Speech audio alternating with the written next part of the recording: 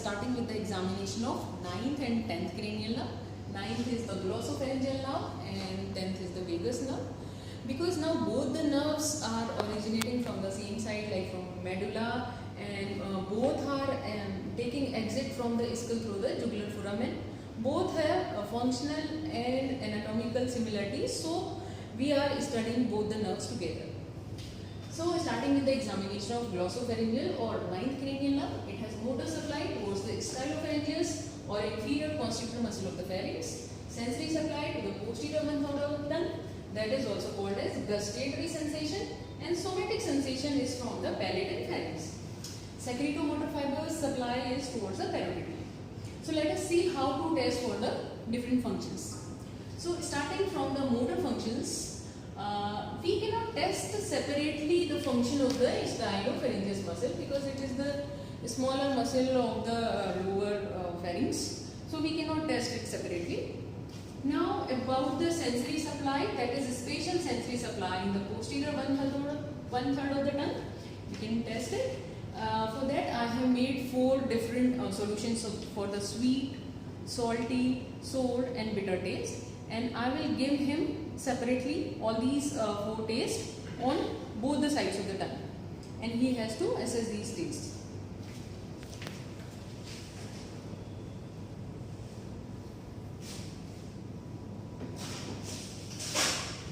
So here we have our subject Mr. Jyotish ji. ज्योतिष जी, ये 4 तरह के टेस्ट हैं, एक मीठा है, नमकीन है, खट्टा है और कड़वा है। तो मैं आपकी जीभ के पीछे वाले पार्ट पे लगाऊंगी, आपको जीभ बाहर निकालनी होगी, उस पर लगाऊंगी। जीभ आपको अंदर नहीं ले जानी है। अगर मीठा है तो 1, नमकीन है तो 2 उंगलियां उठाइएगा, खट्टा है तो 3 उंगलियां और कड़वा है तो आपको 4 उंगलियां उठाइएगा। जीभ अंदर नहीं ले जानी है, ठीक है।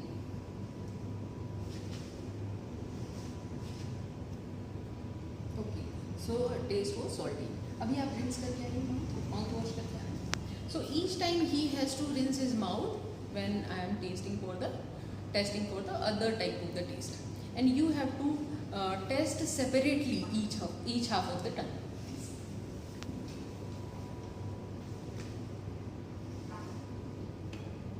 Okay, so it was the sweet taste, and he is assessing them correctly. So taste in the posterior one-third of the tongue is intact. So here we can see the diagram of the tongue. Anterior 2/3 is supplied by the 7th cranial nerve. Posterior 1/3 is supplied by the 9th cranial nerve, and posterior most small part of the tongue is supplied by the 10th cranial nerve for the taste. Now secretomotor fiber supply. Now for the palate and pharynx, we will discuss separately after the examination of the 10th cranial nerve. For secretomotor fibers, there is decreased salivary secretion, but because rest of the salivary glands are supplied by the 7th cranial nerve, so we cannot assess its function separately. Now come to the examination of the 10th cranial nerve. So 10th cranial nerve is again a mixed nerve, vagus nerve. Motor supply is towards all the constrictor muscles of the pharynx except the inferior constrictor muscle of the pharynx, that is stylopharyngeus.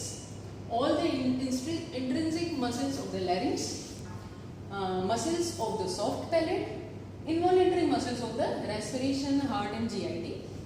Sensory supply is towards the mucous membrane of the larynx, pharynx and soft palate, and mucous membrane of the GIT, especially up to the right 2/3 of the transverse colon.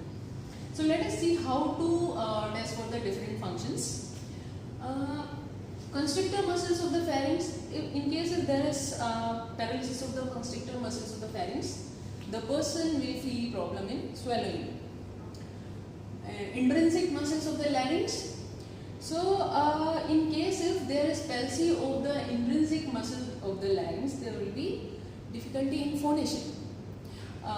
We have to test for that vocal cord also with the help of laryngoscope.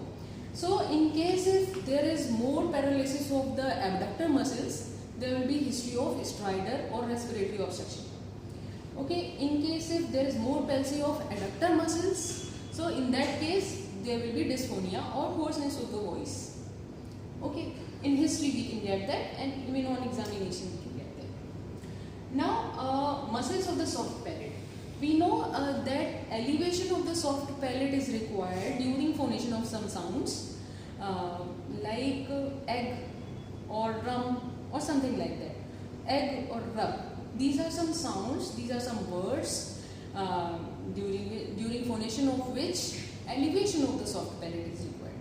So we ask our subject to pronounce these words. आपको बोलना है rub. Rub. Okay. Egg. Egg. Pub. Pub. So he is able to speak these sounds, and otherwise the person who could have a palsy of the soft palate, he would have uttered rub to be rum, egg to be eng, pub to be pum, like that. But his phonation is normal. Along with the, in palsy of the soft palate, there will be history of nasal regurgitation of the fluids, because soft palate is required for the closing of nasopharynx during eating. So let us see last in history. आपको जब खाना खाते हो तो नाक से पानी आता है क्या उसमें, या पानी पीते हो तो नाक से पानी निकलता है क्या? So there is no history of the nasal regurgitation of the fluids.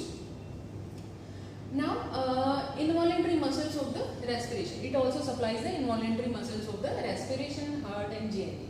But here we are not going to assess these functions.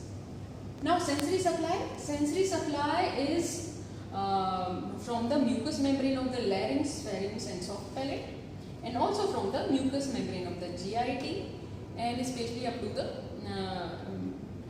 right 2/3 of the transverse colon. Now there is one reflex. There is one test. This is palate. We ask our subject to say ah. On saying aha, this is the palate during resting position. On saying aha, both the palatal arches go upward along with the median raphe. But in case if there is a 10th nerve palsy of this side of the palatal arch will not go upwards during saying aha, and median raphe will remain towards the healthy side. Here in the healthy side the palatal arch is going upwards.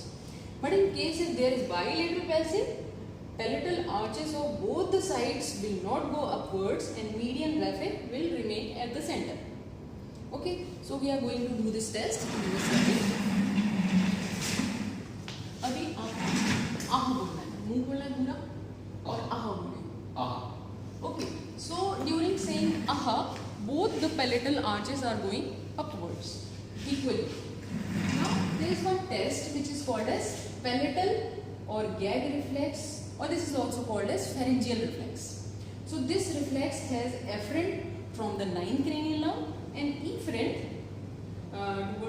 goes through the 10th cranial nerve, and center it has in the nucleus spector solitarius or nucleus ambiguous. So what we do in this test, we take a swab stick or tongue depressor. This is swab stick or tongue depressor. We have to touch in the posterior pharyngeal wall or posterior most part of the tongue. So as soon as we will touch the posterior pharyngeal wall or posterior most part of the tongue, there will be constriction of the pharynx as well as the elevation of the soft palate. So this is normal gag reflex or normal palatal reflex. Okay.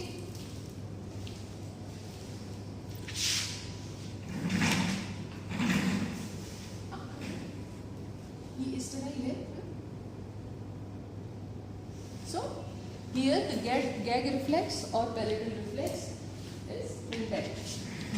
See, whenever we look at this test has both the direct and consensual thing. Like if I'm striking one side of pharynx, that side of the 9th nerve becomes the afferent, but response is there in both the sides, direct as well as consensual.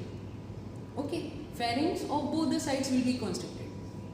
So this is all about the examination of the 9th and 10th cranial.